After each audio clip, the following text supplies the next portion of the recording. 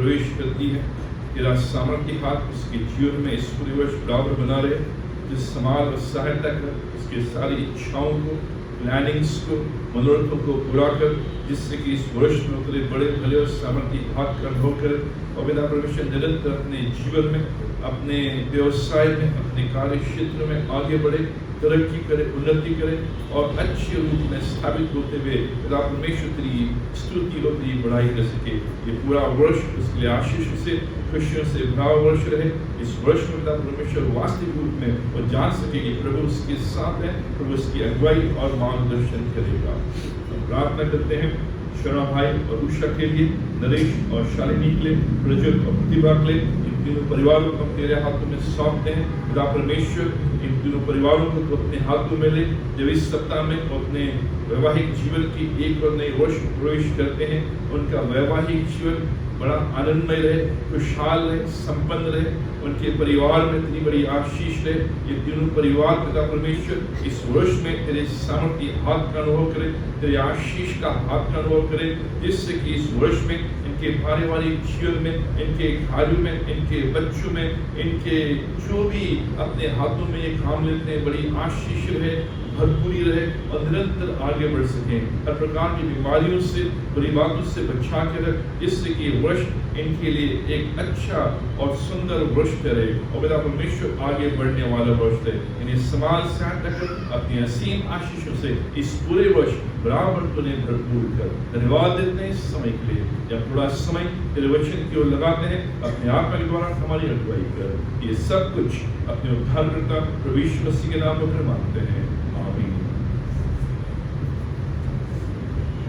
आज के मनन के लिए जो पाठ मैंने चुना है वो पाया जाता है रोमियो की पत्री, उसका 8वां अध्याय, उसके 12 पद से 17 पद तक। Romans chapter 8 versus 12 to 17। Romeo की पत्री उसका 8वां अध्याय, उसके 12 पद से 17 पद तक। Romans chapter 8 versus 12 to 17। अगर आपके पास पुरानी बाइबल है, पुरानी बाइबल में नए नियम में पृष्ठ संख्या 216, पेज नंबर 216, पृष्ठ संख्या 216, पेज नंबर 216।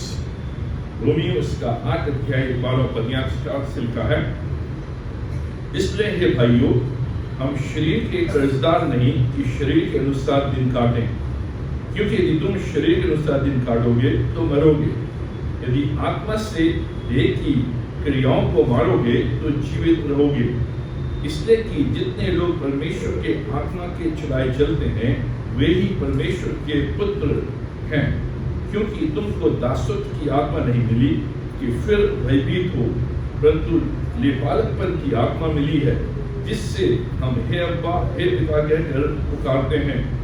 आत्मा आप ही हमारी आत्मा के साथ गवाही देता है कि हम परमेश्वर की संतान हैं, और यदि संतान है तो वारिस भी, वरन परमेश्वर के वारिस और मसीह के संगी वारिस हैं, कि जब हम इसके साथ दुख उठाएं तो इसके साथ महिमा भी पाएं। परमेश्वर अपने वचन के पढ़े जाने पर आशीष दे।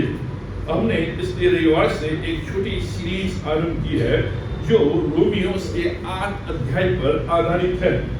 जो रोमियो का अध्याय 8 है, ये बड़ा महत्वपूर्ण अध्याय है, जिसको मैंने आपके सामने पिछले सप्ताह रखा था कि जो बाइबल का सबसे महत्वपूर्ण अध्याय है वो रोमियो 8 है।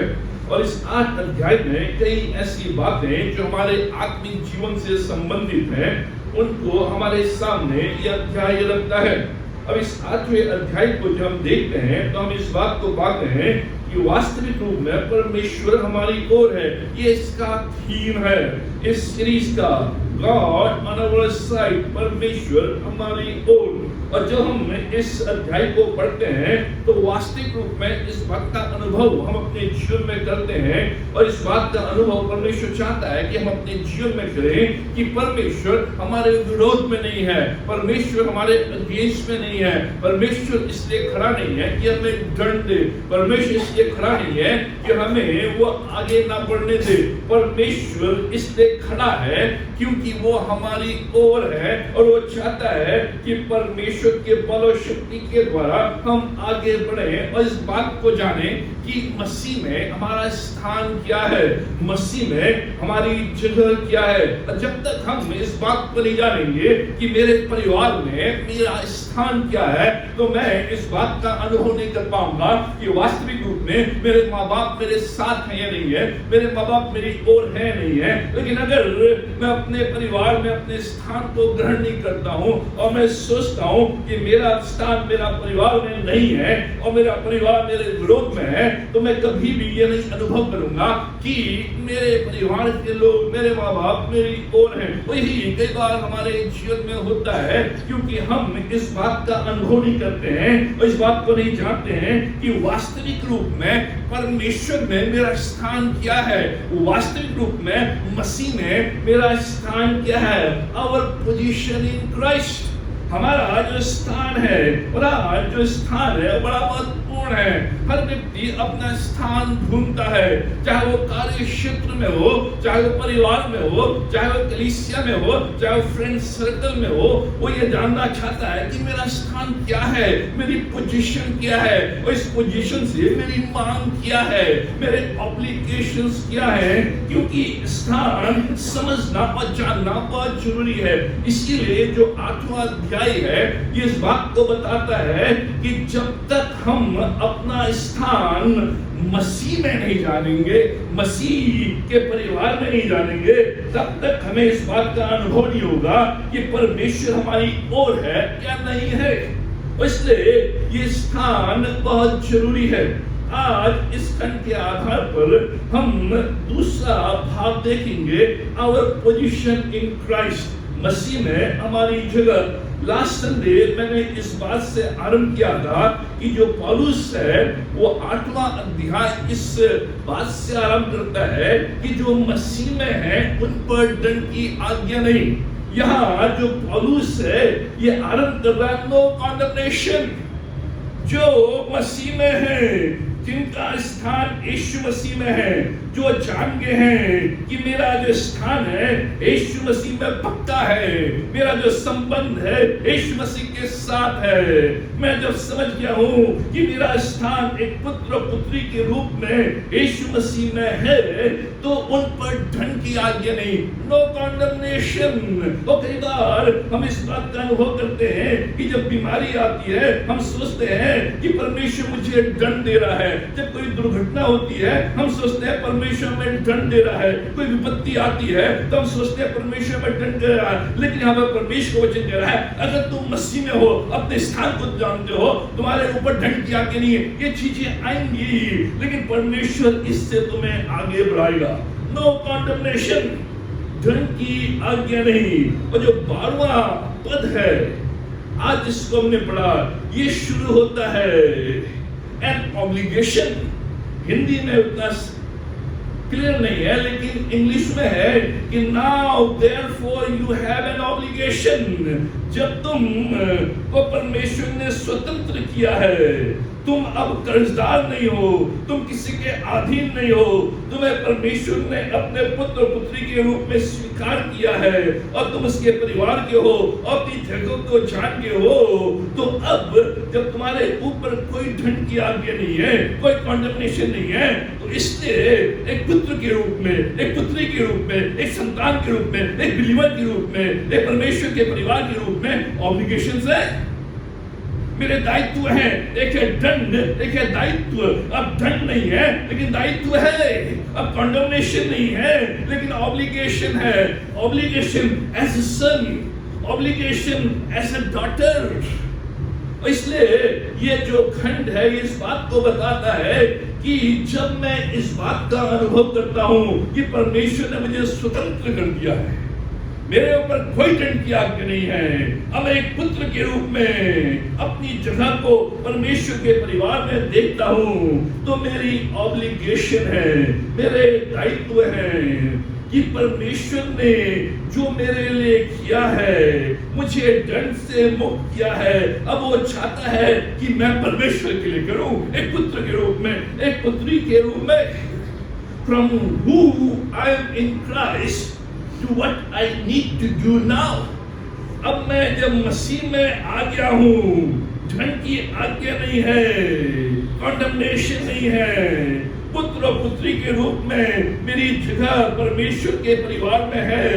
तो अब मुझे इस परिवार के लिए, इस परमेश्वर के लिए, इस घराने के लिए करना है।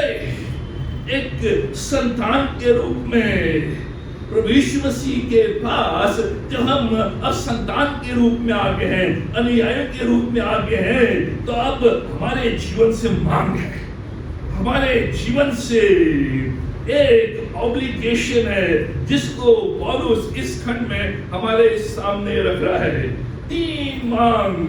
तीन जो ऑब्लिगेशन है जिनको पौलुस इस खंड में हमारे सामने रख रहा है, उनको बड़े संक्षिप्त में आपके सम्मुख रखूंगा।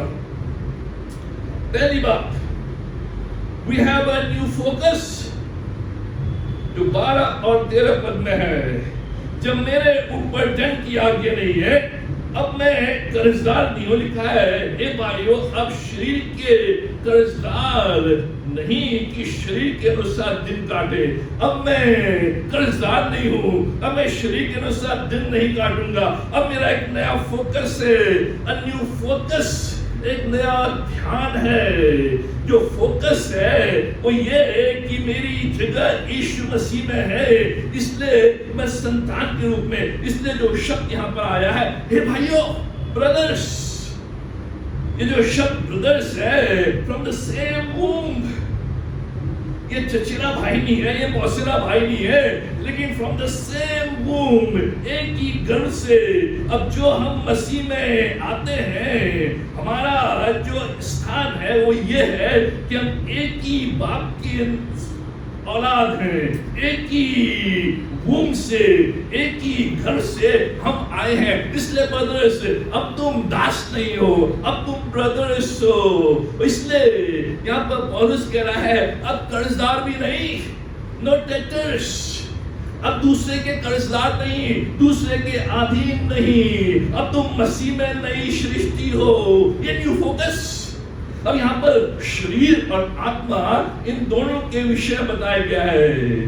जो दास में हैं, जिनके पाप क्षमा नहीं हुए हैं, जिनके ऊपर धन की आज्ञा है, वो शरीर के अनुसार चलते हैं। इसलिए लिखा है, अगर तुम शरीर के अनुसार चलोगे तो तुम मृत्यु को पाओगे, तुम मरोगे। लेकिन अब जब तुम मसीह में आगे हो, अब तुम आत्मा के अनुसार चलोगे। यह न्यू फोकस। अब तुम शरीर के अनुसार नहीं, आत्मा के अनुसार, क्योंकि अब तुम नई सृष्टि हो। घर में एक नौकर है और घर में एक बेटा है, दोनों में भिन्नता है, दोनों में भिन्नता है। यही बता रहा है यहाँ पर, अब तुम्हारा जो न्यू फोकस है वो नौकर के समान नहीं, वो दास के समान नहीं, वो कर्जदार के समान नहीं। तुम अधीन नहीं हो, लेकिन तुम पुत्र के रूप में स्वतंत्र हो। इसलिए नया फोकस, जो फोकस है, अब तुम आत्मा के अनुसार, शरीर के अनुसार नहीं। क्योंकि जब भी हम किसी सिंफुल हैबिट्स में, किसी कमी कमजोरियों में लगातार बने रहते हैं, तो ये कमी कमजोरियां, ये सिंफुल हैबिट्स, ये पाप जड़ पकड़ लेती हैं, ये जड़ पकड़ लेती हैं। पुराने जकड़े हुए पापमय आदतों का पालन, जो भी पुराने जीवन के पाप, पुराने जीवन की कमी कमजोरियां, पुराने जीवन की जो बातें हैं, वो जड़ पकड़ लेती हैं और उन्हीं आदतों का हम पालन करते हैं। लेकिन जब अब तुम आत्मा में आ गए हो, संतान बन गए हो, तुम्हारा न्यू फोकस, क्योंकि जो पुरानी आत्मा है, ये जो पुराना जीवन है, जो शरीर के अनुसार है, इसमें मृत्यु है। लिखा है तुम शरीर के अनुसार दिन काटोगे तो मरोगे। अगर हम बराबर फ्लैश में, शरीर के अनुसार, अभिलाषाओं में, पुराने रीति रिवाजों में, पुरानी आदतों में चलते रहेंगे तो हम मरेंगे, हम जीवन में आगे नहीं बढ़ेंगे। इसलिए जो परमेश्वर का वचन है वो कहता है, तुलसी उसका 3 अध्याय उसका 5वां पद क्या कहता है? ये जो पुरानी आदतें हैं, ये जो सिंपल हैबिट्स हैं, ये जिनने जड़ पकड़ ली है, जो तुम्हें शरीर के अनुसार चलने के लिए विवश करती हैं, उनको क्या करो? मार डालो। ये लिखा है, मार डालो, उनको किल करो, स्लॉटर, पुट टू डेथ। क्या मार डालो? अशुद्धता। क्या मार डालो? दुष्कामना। क्या मार डालो? बुरी लालसा। क्या मार डालो? लोभ, जो मूर्ति पूजा के बराबर है। यह परमेश्वर कह रहा है, अब जो तुम्हारा जो न्यू फोकस है, इस न्यू फोकस में क्या हो रहा है? तुम्हारे अंदर जो शरीर की इच्छाएं हैं और जो आत्मा का प्रभाव है, बराबर एक बैटल चल रहा है, बैटल चल रहा है। जो शरीर की अभिलाषाएं हैं, वो तुम्हें शरीर की ओर खींच रही है, वो तुम्हें सांसारिक बातों की ओर खींच रही है, वो तुम्हें पापमय जीवन की ओर खींच रही है, और इस देश, इस पृथ्वी के ऊपर अपने जीवन को व्यतीत करने के लिए स्वतंत्रता से उसकी ओर खींच रही है। लेकिन जो आत्मा है, वो तुम्हें परमेश्वर की ओर खींच रहा है, वो तुम्हें परमेश्वर की बातों की ओर खींच रहा है, तुम्हें लोभ लालच से दूर कर रहा है, तुम्हें अशुद्धता से दूर कर रहा है, दुष्कामना से दूर कर। ये बराबर युद्ध, जिसे white cell and red cell, बराबर शरीर में जो जीत जाता है। इसलिए तो आजकल लीडर्स बोलते हैं ना, इसके सेल्फ दम हो गए। बराबर युद्ध, किसको आप दे रहे हो? जिसको आप ज्यादा खिलाओगे वो एक प्रभावशाली होगा। अगर आप शरीर को ज्यादा खिलाओगे, शरीर की अभिलाषाओं को ज्यादा खिलाओगे, उसी पर ध्यान दोगे, उसी पर फोकस रहेगा, तो वो प्रभावशाली होगा। लेकिन तुम अगर आत्मा के चलाए, आत्मिक बातों में, परमेश्वर के वचन में ध्यान तुम्हारा भली बातों में, भली चीजों में, तो तुम्हारा जो आत्मिक जीवन है वो मजबूत होगा।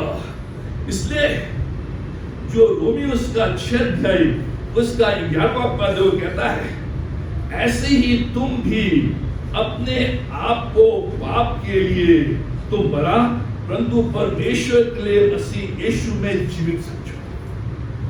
पाप के लिए मरा हुआ समझो और यीशु मसीह में जीवित है मेरा फोकस।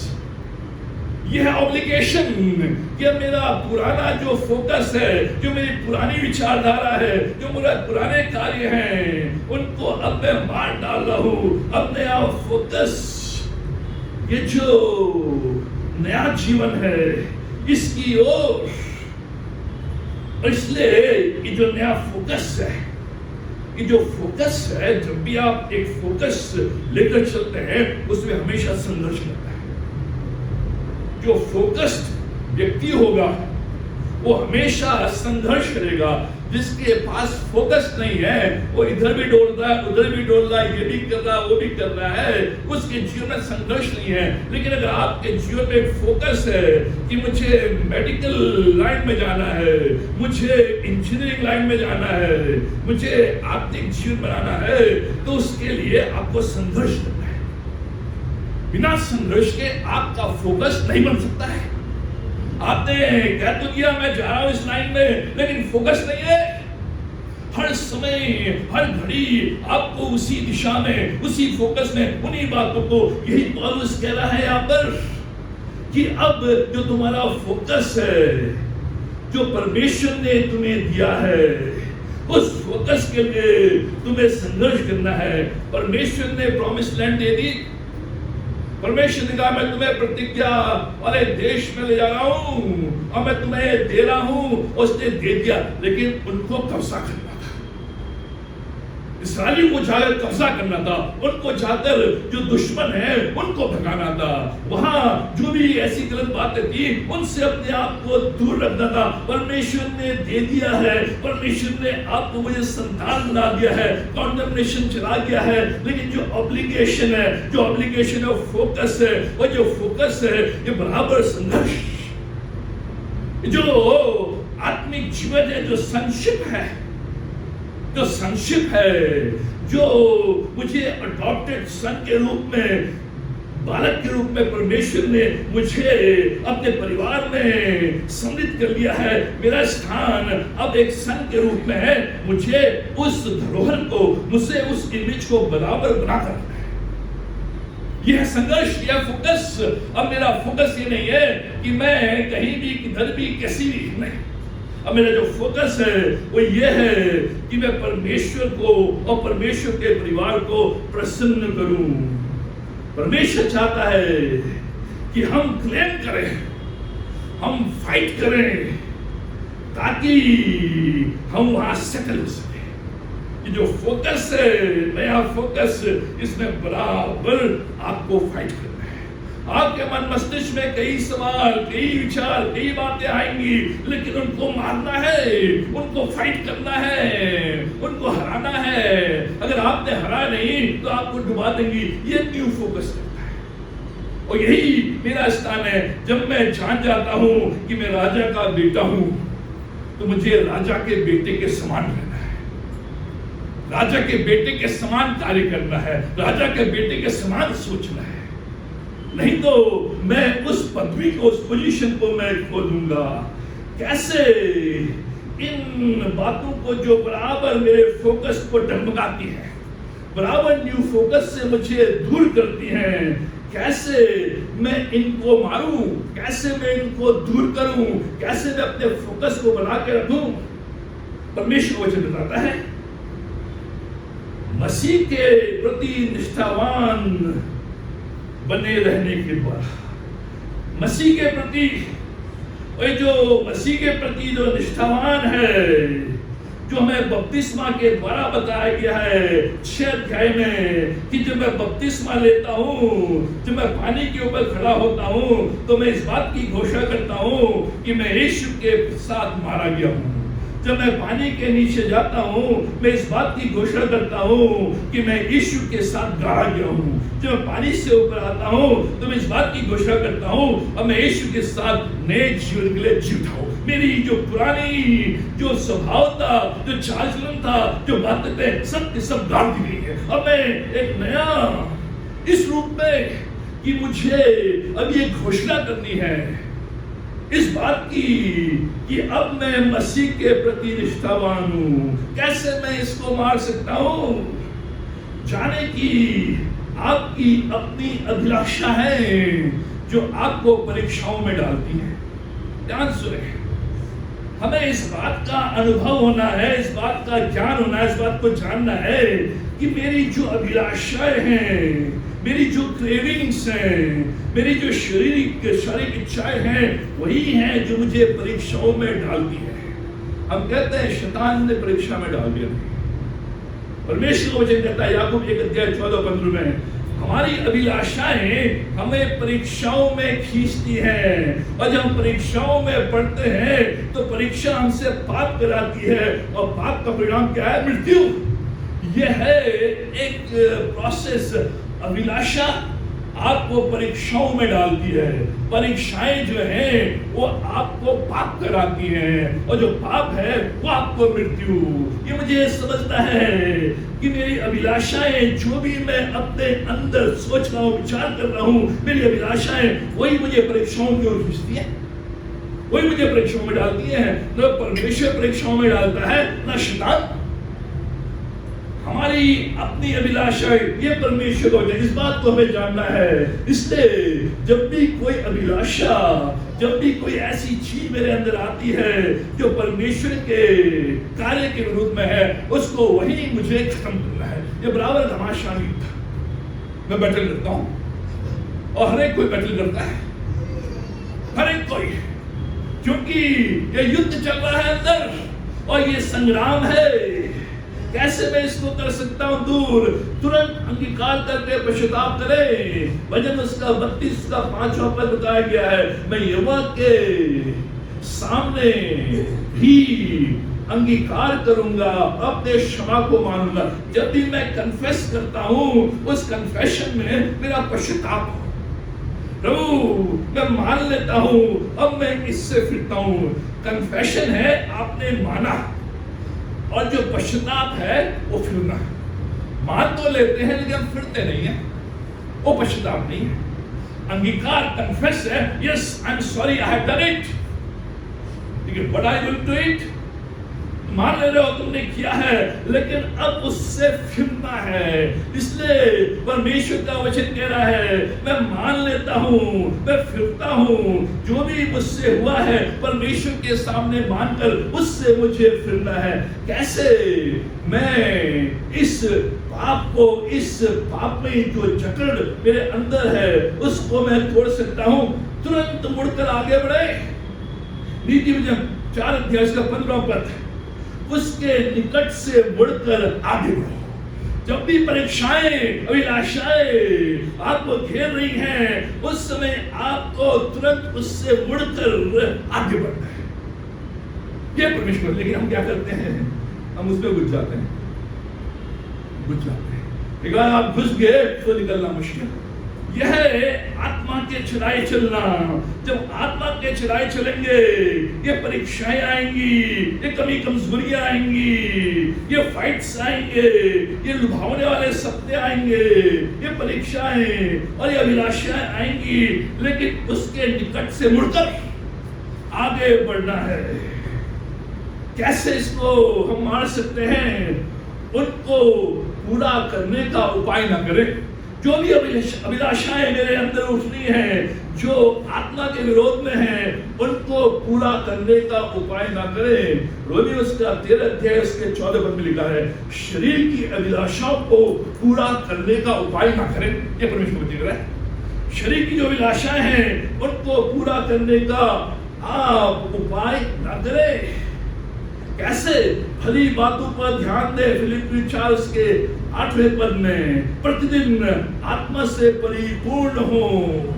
इसलिए इफिसियों 5 उसका 18 पद लिखा है, दाखरस के मतवाले नहीं, आत्मा से परिपूर्ण होते चले जाओ। यह फोकस, न्यू फोकस कि परमेश्वर, अब मैं तेरी संतान हूं, मैं दाखरस से नहीं, मैं आत्मा से परिपूर्ण। मित्रों, ये परमेश्वर का जो आत्मा है बार बार आया है, इसी बात को बता रहा है कि परमेश्वर के आत्मा से परिपूर्ण होते जाओ। यह है प्रेजेंट कंटिन्यूअस टेंस।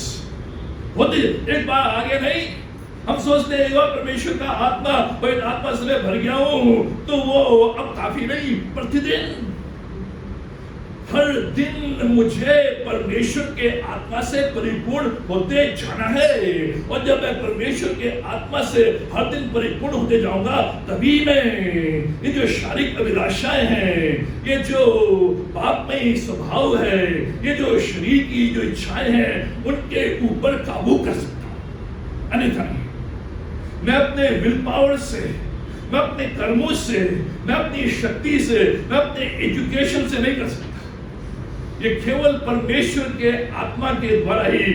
इसलिए जो मेरा नया फोकस है वो ये है, परमेश्वर के आत्मा से दिन प्रतिदिन परिपूर्ण होता चला जाऊं, जिससे कि मैं शरीर के अनुसार नहीं लेकिन आत्मा के अनुसार चलूं। ये मेरा फोकस।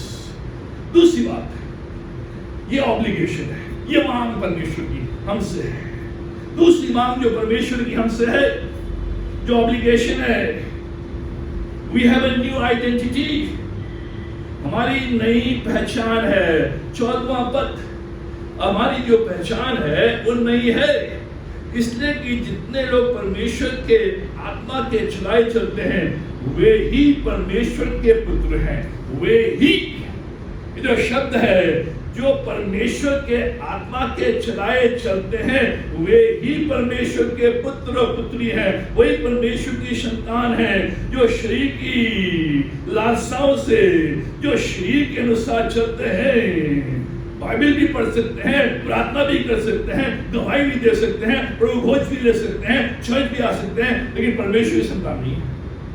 ये परमेश्वर जगह जो आत्मा के चलाए, जो भी परमेश्वर के आत्मा के चलाए चलते हैं। आत्मा के चलाए चलने का मतलब है कि अब मेरी नई पहचान है। परमेश्वर का आत्मा बता रहा है, अब तू दास नहीं, तू पुत्र है। अब तू नौकर नहीं, तू संतान है। अब तेरा जो अधिकार है, जो तेरे राइट्स है, जो तेरे प्रिविलेजेस है, जो तेरे ऑब्लिगेशंस है, वो बदल गया है। ये मेरी न्यू पहचान, ये मेरी आइडेंटिटी। जैसे 18 इयर्स के होते हैं एक नई पहचान, वोटर आईडी, उससे पहले यह पहचान नई पहचान क्या है? नई पहचान परमेश्वर के पुत्र।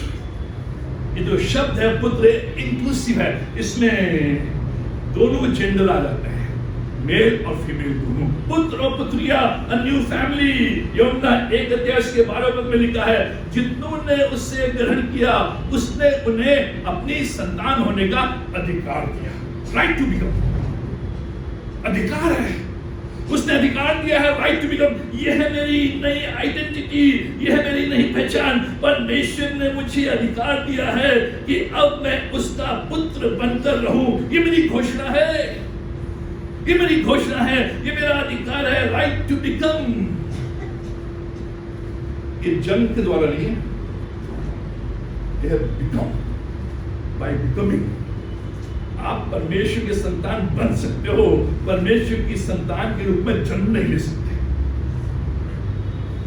परमेश्वर की संतान के रूप में जन्म नहीं लेते, आत्मा के द्वारा हम जन्म लेते हैं। जब हम बड़े हो गए हैं, ये हमारा अधिकार है, बिकम। मैं क्रिश्चियन परिवार में पैदा हुआ, इसका मतलब नहीं कि मैं परमेश्वर की संतान हूं। जन्म हो गया है मेरा, लेकिन अधिकार नहीं आया, भी प्रमाण पत्र नहीं आया मेरा, बर्थ सर्टिफिकेट नहीं आया मेरा। ये बनते हैं, ये बिकम से लिखा है ले पालन, अडॉप्टेड, इससे लिखा है अडॉप्टेड। अब आप कहेंगे कि कैसा अडॉप्शन है? अडॉप्शन तो बचपन में होता है, लेकिन परमेश्वर आपको जवानी की अवस्था में अडॉप्ट कर लेता है। जिस घड़ी आप परमेश्वर के पुत्र बनते हैं, विश्वास के द्वारा, बपतिस्मा के द्वारा, उस पर भरोसा करने के द्वारा, उस समय ही आप परमेश्वर के पुत्र बन जाते हैं। यह परमेश्वर का वचन है, ये न्यू बर्थ के द्वारा है, ये बिकमिंग के द्वारा है। No naturally born children in God's family. हमारा बच्चों का जन्म हो गया है, इसका मतलब नहीं कि वो परमेश्वर की संतान। इसलिए कहते हैं God does not have grandchildren. परमेश्वर के नाती पोते नहीं, परमेश्वर के पुत्र पुत्रियां हैं। कहीं नहीं लिखा है मेरे नाती पोते हैं, मेरे पुत्र पुत्रियां, मैं सन्स। मेरे नाती पोते हो सकते हैं, लेकिन परमेश्वर उसके संतान है, इसलिए मुझे बनना है, ये मेरी आइडेंटिटी है। इसलिए यशायाह उसका 45वां अध्याय उसके पहले पद में लिखा है, तेरा नाम लेकर बुलाया है, मैं तेरे नाम को लेकर बुलाता हूं। उसने नाम दिया है। जिस दिन उसने आपको अडॉप्ट कर लिया, जिस दिन उसने आपको अपनी संतान बता लिया, उस दिन उसने आपका नया नाम जो जीवन की पुस्तक में लिखा हुआ है, He only knows your name, secret code alpha omega, ये जो सीक्रेट कोड है परमेश्वर ने कहा है, तेरा नाम लेकर बुलाया है। यशायाह का 49 अध्याय का 16 पद, मैंने तेरा चित्र अपनी हथेलियों में खोद कर बनाया है। यह है परमेश्वर की संतान। अब तेरा नाम मेरी हथेली में है, मैंने टैटू बनाया है तेरा। जब भी मैं देखता हूँ, हम तो पता नहीं किस चीज का टैटू बनाते हैं, परमेश्वर जी हमारा टैटू बना रहा है। मैंने तेरा नाम और तेरा चित्र लिखा, चित्र पिक्चर, मैंने तेरा जो चित्र है अपने हथेली में। दूसरा ग्रंथी उसका 6 अध्याय उसके 18वें पद में, मैं तुम्हारा पिता होऊंगा और तुम मेरे बेटे बेटियां होगी। ये परमेश्वर, ये मेरी न्यू आइडेंटिटी, ये मेरी न्यू आइडेंटिटी। ये आइडेंटिटी का क्या मतलब है? मतलब ये है जो 15वां पद कहता है, अब तुम स्वतंत्र हो क्योंकि तुमको दासत्व की आत्मा नहीं पर फिर भयभीत हो, परंतु लेपालक पुत्र की आत्मा मेरी है, जिससे तुम हे अब्बा हे पिता करके मुझे पास। अब तुम स्वतंत्र हो। ये जो आइडेंटिटी है, इसका क्या मतलब है? अब मैं किसी के अधीन नहीं, अब मैं पाप के अधीन नहीं, अब मैं ढंग के अधीन नहीं, अब मैं न्याय के अधीन नहीं, अब मैं शैतान के अधीन नहीं, अब मैं फ्री हूं। नौकर अधीनता में रहता है, लेकिन जो पुत्र है वो अधीनता में नहीं। जो नौकर है केवल यहीं कहीं जा सकते, उससे आगे नहीं। 5 बजे हो गया काम, जाओ। लेकिन जो पुत्र है वो स्वतंत्र है। माँ बाप सो रहे तब भी कमरे में आ सकता है। लिखा है कि जो न्यू आइडेंटिटी है उसका मतलब है कि अब मैं स्वतंत्र हूं। क्या है इसका मतलब? विदाउट फियर, अब भयभीत नहीं, अब मेरे अंदर डर की आत्मा नहीं, अब मेरे अंदर ये डर नहीं कि परमेश्वर का दंड, मेरे अंदर ये डर नहीं परमेश्वर का न्याय, मेरे अंदर डर नहीं कि शैतान मुझे अपने काबू में लेगा, मेरे अंदर डर नहीं कि जो शारीरिक इच्छाएं हैं ये मुझे दबा देंगी, ये डर नहीं। इस डर से मुक्त, इस भय से मुक्त। अब मैं सर्वेंट नहीं, मैं फ्री हूं, मैं डर के साथ नहीं, निर्भय हूं, पुत्र और पुत्री के रूप में हूं। अब मेरे ऊपर दोष की कोई गुंजाइश नहीं, मेरे ऊपर अब अलगाव परमेश्वर से नहीं, अब मृत्यु भी मेरे ऊपर हावी नहीं। इसलिए दूसरा तीमुथियुस का 1:7 में लिखा है, हमें भय की नहीं सामर्थ की आत्मा मिली है। जब आप परमेश्वर के पुत्र, उसकी जो पहचान है उसको आप ले लेते हो, आपके अंदर अब डर की आत्मा नहीं, भय की आत्मा नहीं, सामर्थ की आत्मा। क्या मतलब है इस नई पहचान का, न्यू आइडेंटिटी का? अडॉप्टेड, लेपालक। 15वां पद उसका बी भाग, परंतु लेपालकपन की आत्मा मिली है, तुम्हें अडॉप्ट किया गया है। इंग्लिश में है सनशिप, सनशिप। अब तुम सन के रूप में, डॉटर के रूप में। जब पौलुस इस पत्री को लिख रहा था रोमी साम्राज्य में, रोमी कल्चर में, रोमन कल्चर में, जो अडॉप्टेड जो होते थे वो नेचुरली बॉर्न चिल्ड्रन से ज्यादा महत्व रखते थे। आज जो बाय बर्थ जो बेटा बना है और बाय अडॉप्टेड बेटा बना है, उसमें अंतर है, करते हैं लोग अंतर। लेकिन उस समय जो बाय बर्थ बेटा है, जन्म के द्वारा जिसका जो बेटा बना है, और अडॉप्शन के द्वारा जो बेटा बना है, जो अडॉप्शन के द्वारा बेटा बना है वो ज्यादा अधिकार रखता था, greater than the naturally born person. और यही पौलुस कह रहा है, तुम अडॉप्टेड हो, तुम नेचुरली बॉर्न है, उनसे तुम ज्यादा महत्व रखते हो। तुम्हें अब राइट्स दिए गए हैं, प्रिविलेजेस दिए गए हैं और रिस्पॉन्सिबिलिटीज। इसलिए ये नई पहचान, अब तुम्हारे अधिकार फर्क है, तुम्हारे जो सौभाग्य है वो फर्क है, तुम्हारी रिस्पॉन्सिबिलिटीज फर्क है। ऑब्लिगेशन ये आइडेंटिटी है कि तुम अब तुरंत घर में, परिवार में जोड़ दिए गए हो, जवानी की अवस्था में जोड़ दिए गए हो। जब भी तुम परमेश्वर के पास, उस समय तुम्हें अडॉप्ट कर दिया गया है। क्या है नई पहचान? अब मैं परमेश्वर को पिता कह के पुकार सकता हूं, हे अब्बा। देखा, अब हम उसे हे अब्बा, हे पिता कह के पुकार सकते हैं। हे अब्बा, हे पिता। जो अब्बा शब्द है ये आज की भाषा में पापा, पापा। आज लोग डैडी बोलते हैं, लेकिन जो क्लोजनेस, जो मिठास, जो रिलेशन को बताता है वो पापा।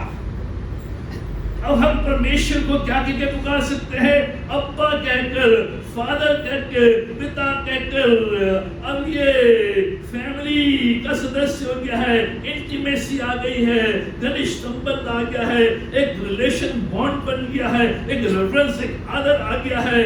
अब मैं किसी भी घड़ी अपने पिता के पास जा सकता हूँ। ये मेरी आइडेंटिटी। पहले मैं हिचकता था, पहले मैं डरता था कि परमेश्वर के पास जाऊं या ना जाऊं, मेरी सुनेगा नहीं सुनेगा। लेकिन अब मेरी नई पहचान है, आज पिता में सन और अधिकार और राइट। इसलिए ये जो आइडेंटिटी है ये बताती है, ये जो चीजें हैं कि तुम फ्री हो, विदाउट फियर हो, तुम्हें अडॉप्ट किया गया है, तुम लेपालक पुत्र पुत्री हो, तुम पिता को है अब्बा, है पिता करके पुकार सकते हो। तुम्हारे अंदर दंड किया गया नहीं, तुम्हारे अंदर दोष नहीं, तुम्हारे ऊपर मृत्यु नहीं। ये कौन बताता है? 16वां पद, आत्मा आप ही हमारे आत्मा के साथ गवाही देता है कि हम परमेश्वर की संतान हैं। ये परमेश्वर आत्मा, ये परमेश्वर आत्मा। जब आत्मा के अनुसार आप चल रहे हैं तो आपकी आत्मा को परमेश्वर का आत्मा बताता है, ये गवाही देता है, नरेंद्र सिंह तू दास नहीं है, तू सन है, तू दोष में नहीं है, तू मुक्त है, तेरे अंदर दंड की आज्ञा नहीं है, तेरे ऊपर आशीष की आज्ञा है, तू पुत्र है, तू नौकर नहीं है, तेरा पिता स्वर्ग में विराजमान है। ये आत्मा। अब हम इस बात को नहीं समझ पाते हैं, नहीं अनुभव कर पाते हैं, क्योंकि आत्मा का अभिषेक, आत्मा का अवतरण, आत्मा की अगुवाई में हम नहीं चल रहे हैं। इसलिए हम सोचते हैं परमेश्वर हमारी ओर नहीं है। इसलिए जो आत्मा है बार बार आपको ये गवाही देगा, आपके अंदर ये आवाज देगा कि परमेश्वर तेरी ओर है, तू परमेश्वर का पुत्र है, तू आगे बढ़, तू निश्चिंत रहे, तेरे ऊपर दोष नहीं है, तेरे ऊपर दंड नहीं है, तू स्वतंत्र है, तू आजाद है, तेरा भविष्य उज्जवल है। ये आत्मा, इस आत्मा को सुनना। अब इस आत्मा की हम सुन नहीं पाते क्योंकि आत्मा है नहीं, क्योंकि हम अपनी पहचान नहीं बना पाए हैं, हम नहीं समझ पाए हैं कि हम मसीह में नई सृष्टि है, हमारी नई पहचान है, हमारा नया फोकस है। और जब मैं उस फोकस में बराबर बनता हूँ, बराबर परमेश्वर की आत्मा से परिपूर्ण होता चला जाता हूँ, तो ये आत्मा बार बार मेरे अंदर गवाही आप ही दिखाए,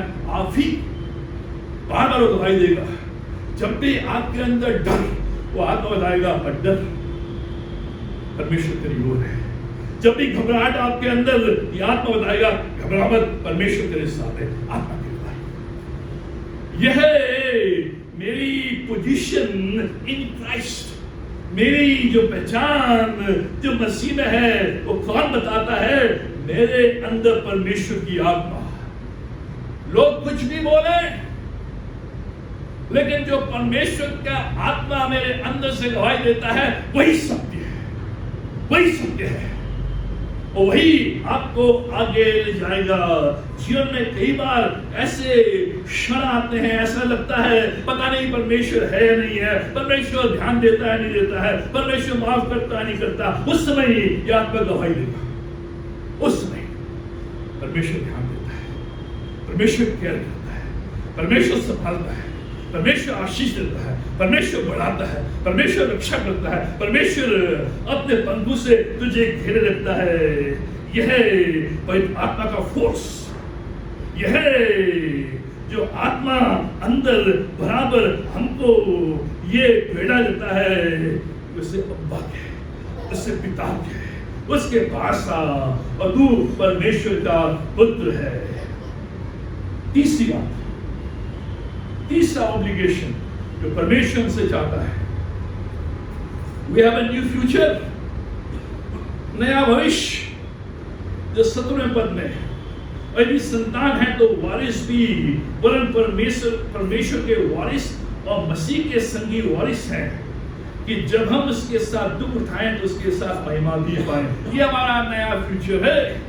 जब मैं इस फोकस में संघर्ष बराबर बैटल, जब ये संघर्ष बराबर है, ये बैटल है और आत्मा बराबर प्रबल हो रहा है, तो ये आत्मा बराबर आपको गवाही देगा कि तू परमेश्वर की संतान है, तेरा भविष्य उज्जवल है, परमेश्वर तेरे साथ है, परमेश्वर तेरी ओर है। तो उस समय ये जो मेरा भविष्य है, ये जो सामने है, वो दिखाई देगा। नया भविष्य क्या है? नया भविष्य परमेश्वर के साथ वारिस, संगी वारिस, heirs, inheritance of fellow heirs। ये परमेश्वर हमें कह रहा है कि अगर तुम संतान हो तो तुम मसीह के साथ संगी वारिस हो, को-हेयर्स, संगी वारिस। जो कुछ यीशु मसीह का उसने परमेश्वर से पाया है, वो सब तो उसके साथ वारिस हो, उसके साथ हो। कहते नहीं मेरा पिता, उसकी जो भी संपत्ति है उसका मैं वारिस हूं, मैं वारिस हूं। वही यहां पे आया है कि अब जो मेरा फ्यूचर है, मेरा जो भविष्य है, मैं एक वारिस के रूप में हूं। मैं हेरिस के रूप में है। जो कुछ भी यीशु मसीह का है वो सब मैं इनहेरिट करूंगा। ये मेरी पहचान है, ये मुझे समझना है। इसीलिए तो परमेश्वर हमारी ओर, इसीलिए परमेश्वर हमारी ओर, इसलिए गलतियों उसका 4:7 में लिखा है, इसलिए तू अब दास नहीं परंतु पुत्र है, और जब पुत्र हुआ तो परमेश्वर के द्वारा वारिस भी हुआ। परमेश्वर ने वारिस ठहराया है। पहला पत्रस 1:4 एक अविनाशी और निर्मल और अजर मीरास के लिए जो स्वर्ग में रखी है वो हमारे लिए। अधिकतर हम जो वारिस बनते हैं पिता की मृत्यु के बाद, लेकिन यहाँ जो वारिस बनते हैं अपनी मृत्यु के बाद, उसके वारिस हैं। अब ध्यान सुने, ये जो यीशु मसीह के पास जो कुछ भी है, यीशु का जो कुछ भी है, उसके हम वारिस हैं। Blessings and opposition's. हम सोचते हैं कि जो वारिस है, जो खैर है, वो केवल यीशु मसीह की आशीषों का ही वारिस है, केवल यीशु मसीह की आशीषें ही आएंगी। यीशु मसीह ने अपने जीवन में ऑपोजिशन का अनुभव किया, अपने जीवन में दुख का अनुभव किया, अपने जीवन में पीड़ा का अनुभव किया, अपने जीवन में सताव का अनुभव किया, उसके भी वारिस है दोनों।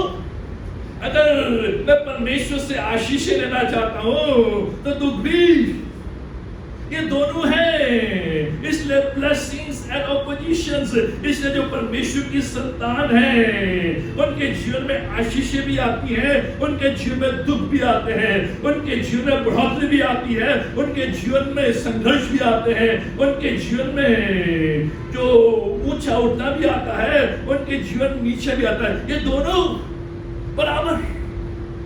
लेकिन हम सोचते हैं कि अगर मैं यीशु मसीह का वारिस हो गया हूं तो केवल ब्लेसिंग्स आएंगी, केवल खुशियां आएंगी, केवल अच्छी चीज आएंगी। उसके साथ दुख भी लिखा है कि जब हम उसके साथ दुख उठाएं तो उसके साथ महिमा भी पाए। दोनों चीज। अगर आप महिमा चाह रहे हैं, अगर आप आशीष चाह रहे हैं, अगर आप संगी वारिस चाह रहे हैं, उसके साथ ये भी आएगा बराबर बराबर। और ये हमारे जीवन का हिस्सा है। लेकिन उस पीड़ा में, उस दुख में, उस तकलीफ में, उस संघर्ष में जो आत्मा है वो बार बार बोल रहा है ये दुख है थोड़े समय का है, ये जो पीड़ा है समय थोड़े समय का है, ये चले जाएंगी। लेकिन जो फ्यूचर है, जो भविष्य है वो अनंत है, जो आशीष है वो अनंत है। सारी वस्तुओं का वारिस अगर मसीह में जो कुछ उसका है वो आपका है। केवल एक पोजीशन नहीं, लेकिन पोजीशन पूरी भी होती है। आप मसीह में केवल आपका स्थान ही नहीं है, लेकिन जो स्थान यीशु मसीह का परमेश्वर के साथ है, पृथ्वी और स्वर्ग का सारा अधिकार मुझे दिया गया है, वो सारा अधिकार आपको भी दिया गया है। ये परमेश्वर का जो कुछ भी, केवल पोजीशन नहीं, केवल पोजीशन देते हैं। हाँ, आप प्रिंसिपल बन गए, लेकिन पावर नहीं है। पोजीशन है लेकिन पावर नहीं है। लेकिन यहाँ पर परमेश्वर कह रहा है पोजीशन के साथ साथ पावर भी है। क्या है पावर? ये पावर है कि तुम यीशु मसीह से बढ़कर करोगे। सारा अधिकार मैंने तुम्हें दिया है और जाओ। यीशु मसीह ने कहा कि तुम मुझसे बढ़कर कार्य करोगे, मुझसे ज्यादा कार्य करोगे, मुझसे ज्यादा तुम फलोगे। ये आशीष है, ये पोजीशन है। लेकिन इस पोजीशन को मुझे महसूस करना है, अनुभव करना है। इसलिए परमेश्वर मसीह स्वयं कहते हैं मत्ती 28:18 में, स्वर्ग और पृथ्वी का सारा अधिकार मुझे दिया गया है। इसलिए जो हमारा भविष्य है वो उज्जवल है, जो हमारा भविष्य है वो सुरक्षित है, जो हमारा भविष्य है वो आनंदमय है। मसीह में हमारा स्थान इस पृथ्वी के ऊपर क्या है? मैं उसका पुत्र, मैं उसका बेटा हूं, मैं उसकी बेटी हूं। ये मेरा स्थान इस पृथ्वी के ऊपर।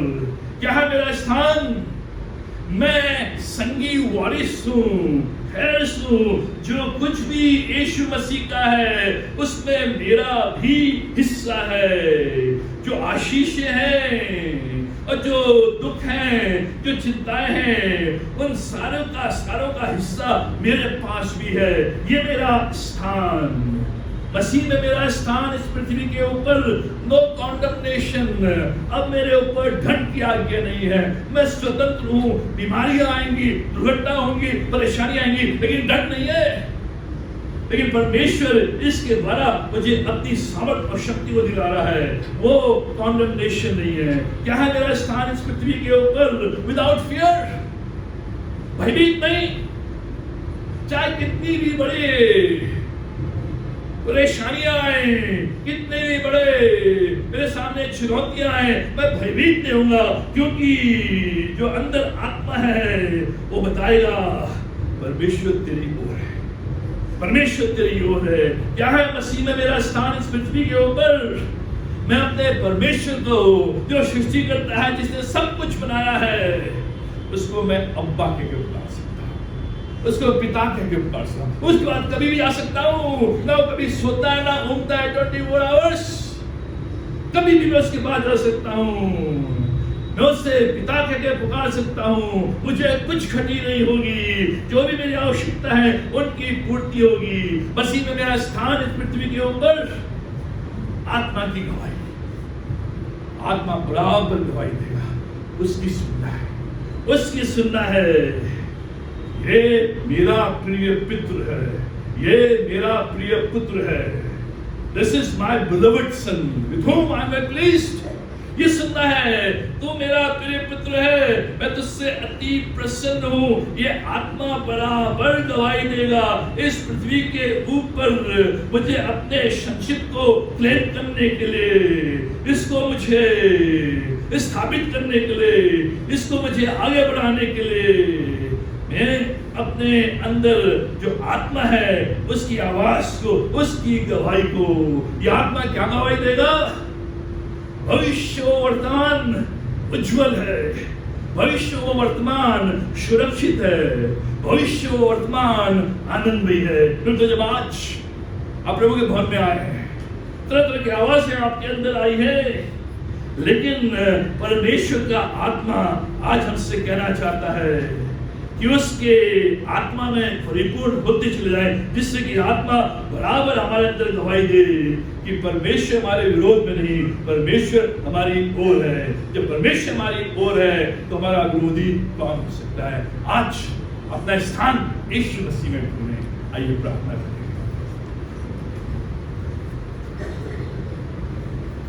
और महान जीवित शक्तिमान परमेश्वर का हम धन्यवाद देते हैं ये तमाम आशीषों के लिए, ये रक्षा के लिए, भलाई के लिए, करुणा के लिए, दया के लिए हम धन्यवाद देते हैं पिता परमेश्वर कि तूने हमें जगत की उत्पत्ति से पहले ही चुन लिया। और पिता परमेश्वर हमें तूने अपना नाम दिया है, अपनी संतान बनाया है, अपना संगी वारिस बनाया है, और हमें स्वतंत्र आत्मा दी है, जो आत्मा बराबर हमारे अंदर गवाही देता है कि परमेश्वर हमारी ओर है, परमेश्वर हमारी रक्षा करता है, परमेश्वर हमारी देखरेख करता है, परमेश्वर हमारी सुनता है, और सुनने के बाद वो अपना कार्य हमारे जीवन में और जीवन के द्वारा करता है। परमेश्वर आज जब हम तेरे भवन में आए हैं, इस बात का अनुभव कि मेरे अंदर परमेश्वर का आत्मा, मेरे अंदर पवित्र आत्मा की भरपूरी, मेरे अंदर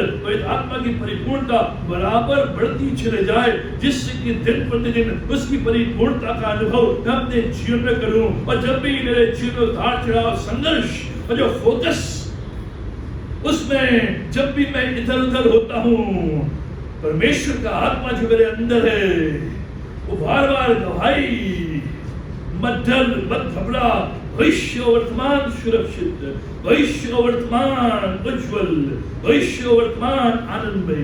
परमेश्वर आज तुम्हें ऐसा बल दे, आज हमें ऐसा तुम मन दे कि हम तेरे आत्मा की चलाए चले, तेरे आत्मा की सुने, और तेरे आत्मा को अपने अंदर बहुतायत से बसने दे, जिससे कि इसकी आवाज के द्वारा हम निरंतर इस बात का अनुभव करें कि परमेश्वर हमारी ओर है और मेरा स्थान यीशु मसीह में पक्का है। परमेश्वर तो आज हमारी सहायता करे।